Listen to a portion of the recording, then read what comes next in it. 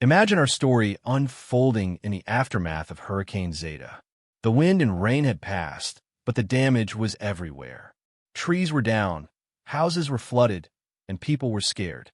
Amidst all this chaos, a Venezuelan woman named Maria stepped up. Maria wasn't just any resident. She was a beacon of hope. Having arrived in the United States seeking safety, she'd been granted temporary protected status, TPS, allowing her to live and work here legally. Now, seeing her new community devastated, she felt compelled to help. The story we're about to tell revolves around Maria, a dedicated volunteer whose life takes an unexpected turn amidst the hurricane recovery. It's a story about resilience, community, and the complexities of immigration. Maria was a tireless force. Before the storm, she worked at a local bakery, but now her focus was solely on helping her neighbors. She organized donation drives, sorted clothes, and delivered food to those who couldn't leave their homes. Her energy was infectious, inspiring others to join the relief efforts. The hurricane had left a trail of destruction. Roofs were torn off, power lines were down, and streets were filled with debris. The local school gymnasium had become a makeshift shelter, overflowing with families who had lost everything. The need for basic supplies, water, food, blankets, was overwhelming. It felt like the whole town was holding its breath, waiting for help to arrive. The main supply distribution point was set up at the old community center. Trucks arrived daily, loaded with donations from neighboring towns and states. Maria was the point person, managing the chaos with a clipboard and a smile. She organized volunteers, kept track of inventory, and made sure everyone received what they needed. She worked from sunrise to sunset, her energy seemingly endless.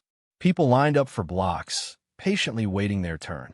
Maria knew many of them by name, offering a kind word or a hug along with the supplies. She understood their fear and uncertainty, sharing their hope for a better tomorrow. This community center, usually a place for bingo nights and potlucks, was now a lifeline. But what exactly is Temporary Protected Status, or TPS? It's a special designation the U.S. government can grant to people from countries facing ongoing armed conflict, environmental disasters, or other extraordinary conditions. TPS allows eligible individuals to live and work legally in the United States for a set period, and it can be renewed. Maria had followed all the rules. She had applied for TPS when it was offered to Venezuelans fleeing the political and economic crisis in their homeland. She had diligently renewed her status each time, sending in the required paperwork and fees.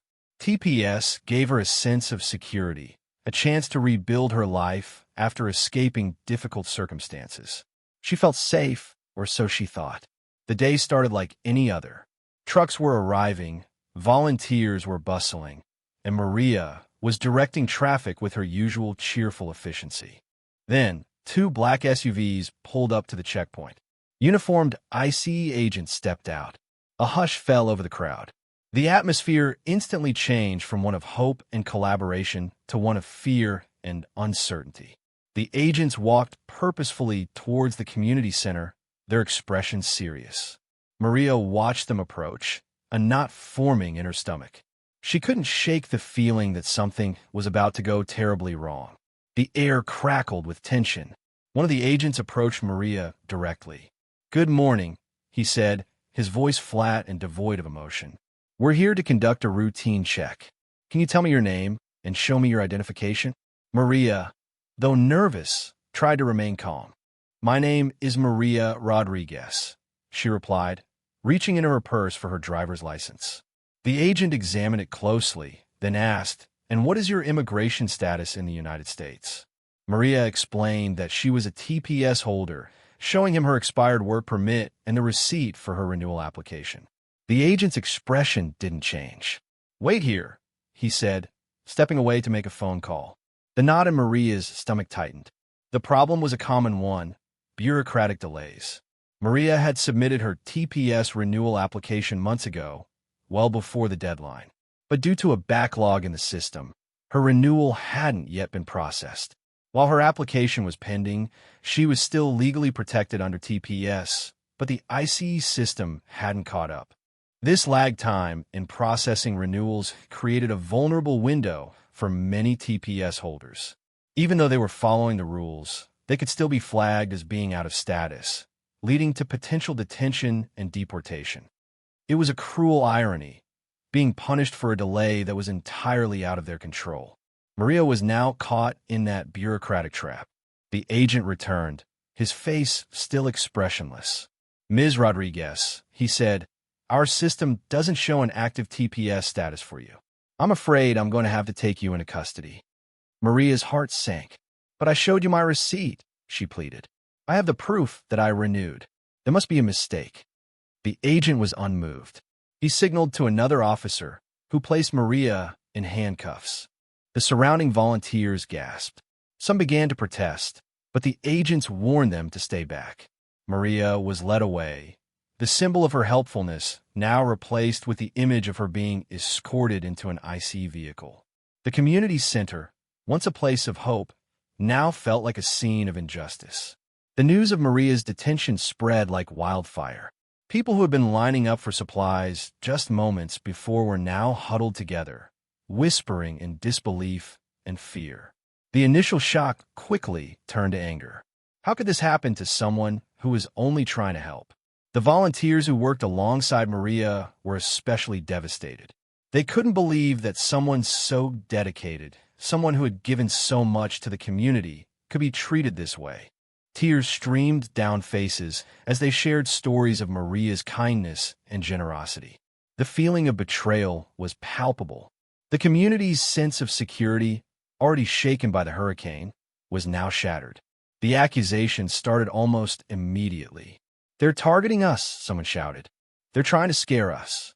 Others echoed the sentiment, pointing out that Maria was not only a TPS holder, but also a highly visible member of the Venezuelan community.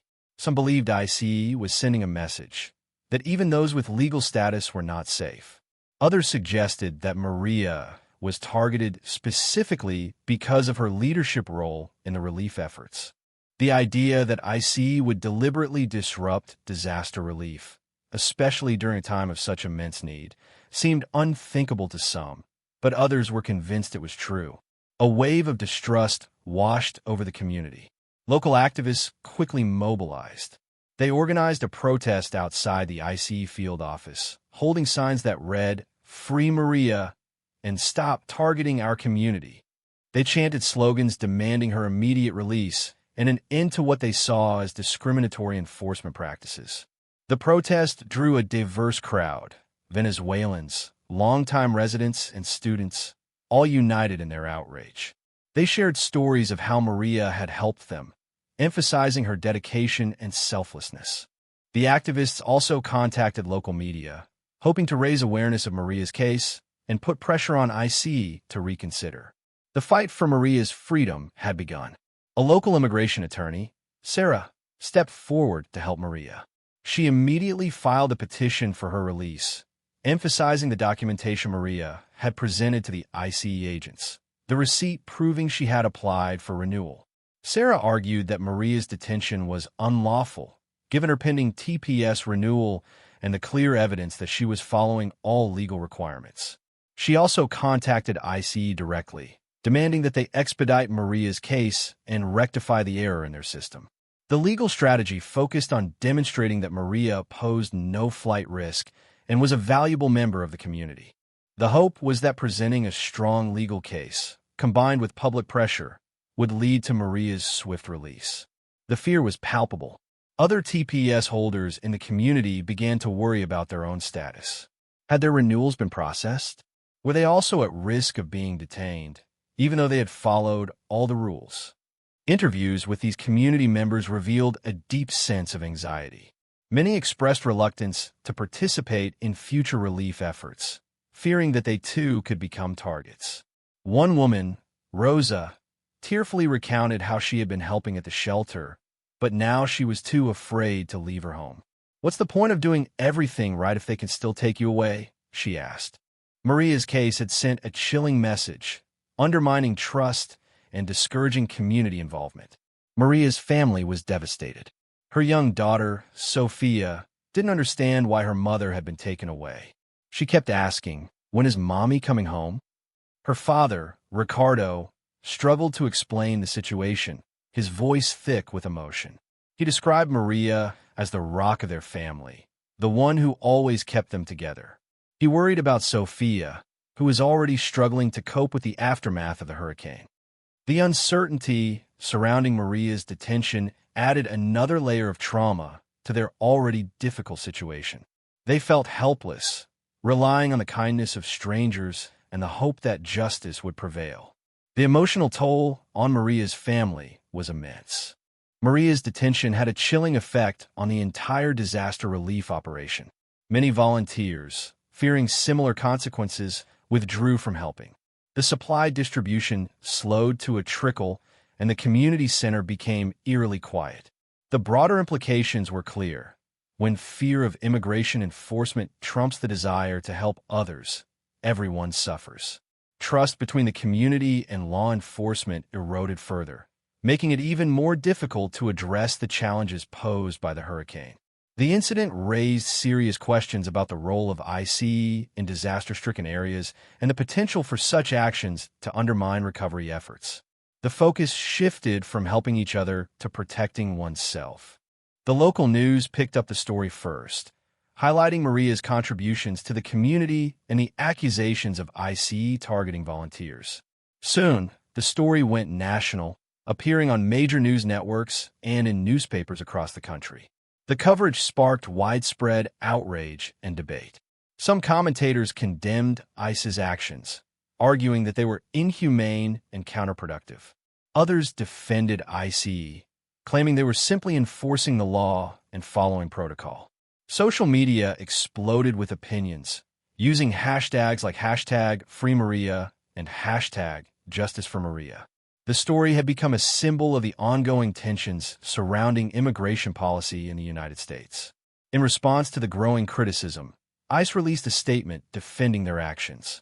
They claimed that they were simply following standard protocol and enforcing immigration laws. They denied targeting anyone based on their nationality or volunteer status. The statement emphasized that all individuals encountered by ICE agents are subject to evaluation based on their immigration status. They also stated that the agency is committed to ensuring the safety and security of all communities, including those affected by natural disasters. However, the statement did little to quell the outrage, as many felt it lacked empathy and failed to address the specific circumstances of Maria's case. The community remained skeptical. The legal battle was an uphill climb. Attorney Sarah worked tirelessly, navigating the complex immigration system, filing appeals, and gathering additional evidence to support Maria's case. The biggest hurdle was the bureaucratic lag in processing Maria's TPS renewal. Sarah had to prove that Maria had submitted her application on time and that the delay was solely due to the backlog within the system. This required extensive documentation and communication with various government agencies. The process was slow and frustrating, but Sarah remained determined to secure Maria's release. Every day felt like a race against time. During this difficult time, Maria's neighbor, Elena, stepped up to help her family. Elena, a retired teacher, began tutoring Sophia after school, providing her with a sense of normalcy and stability. She also organized meal trains, ensuring that Ricardo and Sophia had nutritious food to eat. Elena's acts of kindness, though seemingly small, made a huge difference to Maria's family. They provided a much-needed source of support and comfort during a time of immense stress and uncertainty. It was a reminder that even in the darkest of times, human compassion can shine through. Elena's selfless actions exemplified the true spirit of community. Even if Maria were eventually released, the experience would leave lasting scars. The emotional trauma of detention, the fear of deportation, and the disruption to her family life will be difficult to overcome. Moreover, the community's trust in the immigration system and law enforcement had been severely damaged. Rebuilding that trust would take time and require significant effort from both sides. The incident also highlighted the precariousness of TPS and the vulnerability of those who rely on it for their legal status. The consequences of Maria's detention extended far beyond her individual case, impacting the entire community. After weeks of legal battles and community pressure, Maria was finally released. The judge ruled that ICE had acted improperly, given Maria's pending TPS renewal and the clear evidence she had presented. The news of her release was met with jubilation. The community erupted in cheers, and Maria's family was overjoyed. However, the terms of her release included regular check-ins with ICE and the continued uncertainty surrounding her long-term status. While she was free, her future remained uncertain. The fight wasn't over, but it was a significant victory. Maria was back with her family, and that was all that mattered for now. The relationship between the community and ICE remained strained. While Maria's release was a victory, the incident left a deep scar. Many residents, especially those with TPS, felt wary and distrustful of law enforcement. Some community leaders organized meetings with ICE officials, hoping to bridge the divide and prevent similar incidents from happening in the future. They emphasized the importance of communication, transparency, and sensitivity, particularly in times of crisis. However, rebuilding trust would be a long and arduous process, requiring consistent effort from both sides. The memory of Maria's detention served as a constant reminder of the potential for injustice. Maria's case prompted calls for reform within the immigration system. Some lawmakers proposed legislation to streamline the TPS renewal process and prevent similar detentions from happening in the future. There were also renewed calls for clearer guidelines regarding ICE's role in disaster relief efforts. The goal was to ensure that immigration enforcement does not interfere with or undermine efforts to help communities recover from natural disasters. While these policy changes faced significant political hurdles, Maria's case served as a powerful example of the need for reform. The hope was that her experience would lead to lasting improvements in the system. Maria's story is a microcosm of larger issues: the complexities of immigration, the importance of disaster relief, and the strength of community. It highlights the human cost of bureaucratic inefficiencies and the devastating impact of fear and distrust. It also underscores the resilience of the human spirit. Despite facing immense challenges, Maria and her community found ways to support each other, advocate for justice, and rebuild their lives. The story serves as a reminder that even in the face of adversity, hope and compassion can prevail.